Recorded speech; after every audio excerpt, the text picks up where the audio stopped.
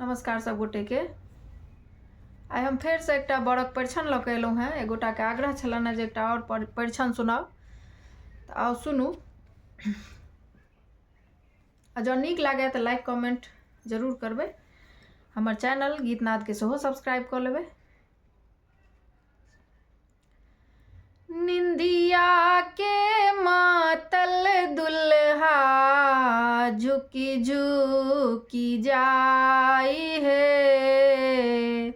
निंदिया के मातल दुल्हा झुकी झुकी जाई है। कहाँ गेली माए सुनैना परिछु जमाई है।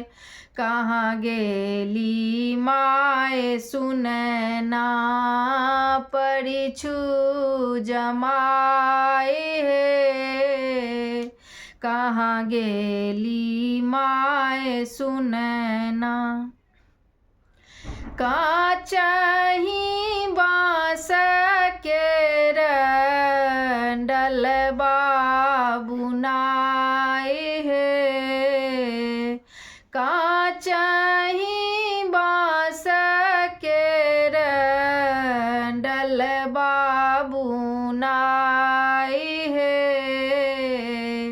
चानन काजर लाए, चानन काजर लाए परिछन जाई है।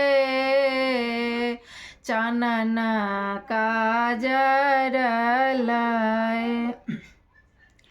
निंदिया के मातल दुल्हा झुकी झुकी जाई है। कहाँ गेली माए सुनैना परिछु जमाई है। कहाँ गेली माए सुनैना। जेहने हमर धिया तेहने जमाई है। जेहने हमर धिया तेहने जमाई है।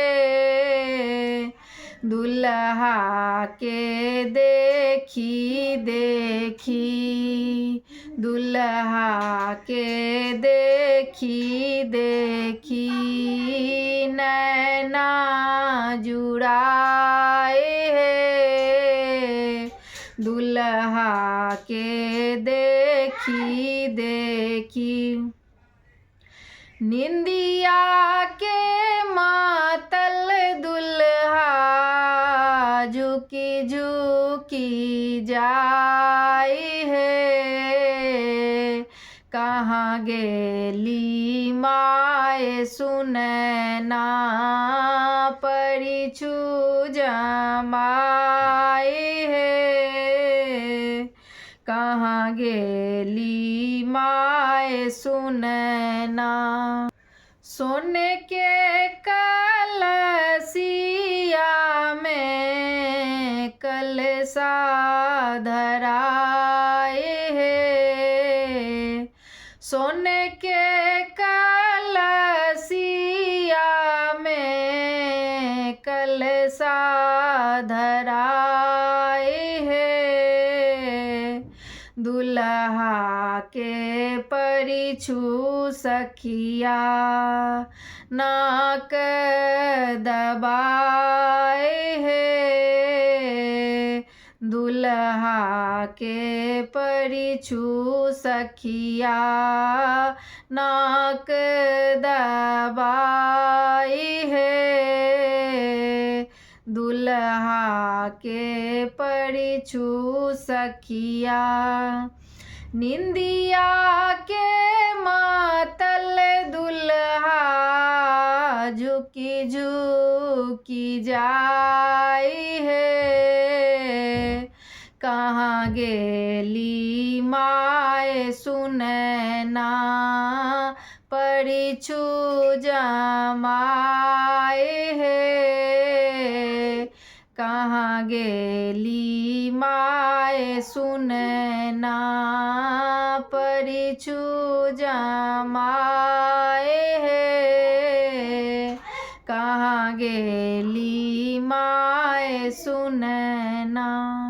धन्यवाद।